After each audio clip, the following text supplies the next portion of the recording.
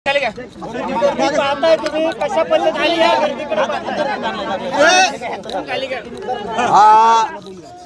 उठाव आहे। सातारा जिल्हा यशवंतराव चव्हाणांच्या विचाराचा जिल्हा आहे।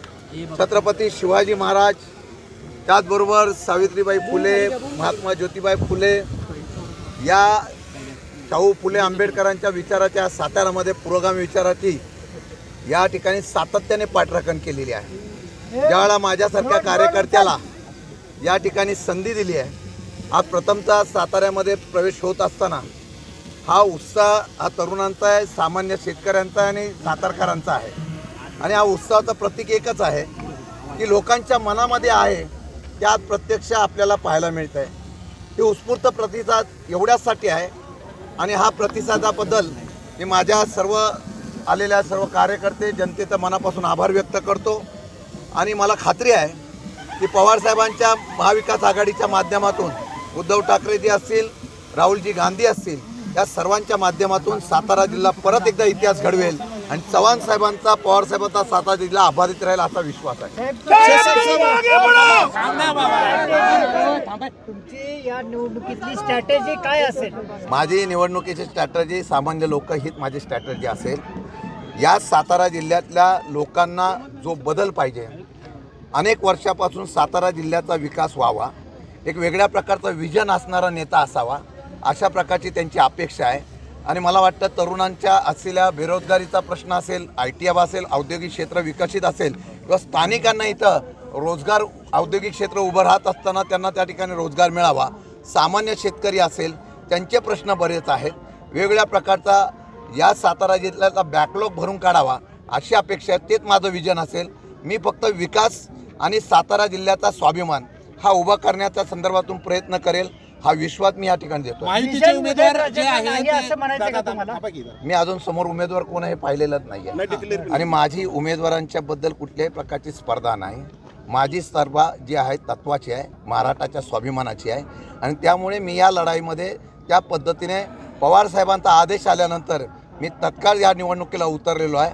परिणामाचा विचार मी कधीही केला नाही।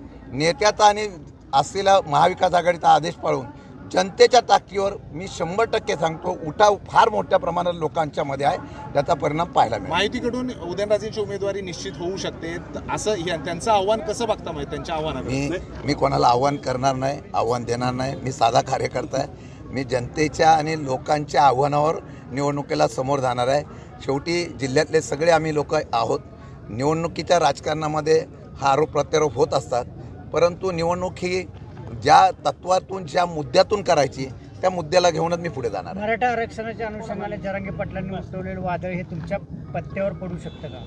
मी त्यामध्ये त्यावेळेला केलेली अपेक्षा कुठली न करता केलेली मदत होती किंवा माझं स्वतःचं कर्तव्य म्हणून काम केलं होतं। महाराष्ट्राच्या कानाकोपऱ्यातून आलेली लोक यांची त्यावेळेला व्यवस्था किंवा त्यांना त्या ठिकाणी सोयी करून देणं हे कर्तव्य होतं, एक मी केलेलं आहे। आणि तसंच नुसतं मराठा समाजाची असंतोष नाही आहे, धनगर समाजाचा पण हायकोर्टाने ती अपील फेटाळलेलं आहे। इतर समाज, OBC समाज, इतर समाजाला सुद्धा या सरकारकडून न्याय दिला नाही। परत या समाजामध्ये वाद कसा निर्माण होईल त्याचा फायदा करून राजकारण कसं करता हा प्रयत्न केलेला आहे। सर्वांना हे कळल्यामुळे आता सर्व लोक या विरोधात जाणार आहेत। साहेब, नरेंद्र पाटील हे माथाडींचे नेते तुमच्यासारखेच, ते तुमचे मित्र आहेत, तुम्ही त्यांना या निवडणुकीत साथ घालाल का? साथ द्या म्हणा। शेवटी पक्षाच्या माध्यमातून जो तो आपलं काम करत असतो। मी त्या ठिकाणी काल स्वर्गवासी अण्णासाहेब पाटील यांच्या पुतळ्याला त्या ठिकाणी वंदन केलं, त्यावेळेला त्यांनी माझा सत्कार केलेला आहे। आपण भविष्यकाळामध्ये चालताना विचार आणि तत्त्व याच्या माध्यमातून जात असतो। लोकशाहीच्या माध्यमातून प्रत्येकाला त्यांचा पक्षाचा काम करण्याचा अधिकार आहे। त्यांना वाटलं तर त्यांनी निश्चितपणाने मला मदत करावी, त्यांच्या मदतीचा मी स्वीकार करेन आणि तो निर्णय त्यांचा आहे, त्या पद्धतीने तो निर्णय घेतील त्याच्यावर मी जबरदस्ती किंवा कुठला लादण्याचा प्रयत्न करणार। धन्यवाद। आमदार शशिकांत शिंदे साहेब।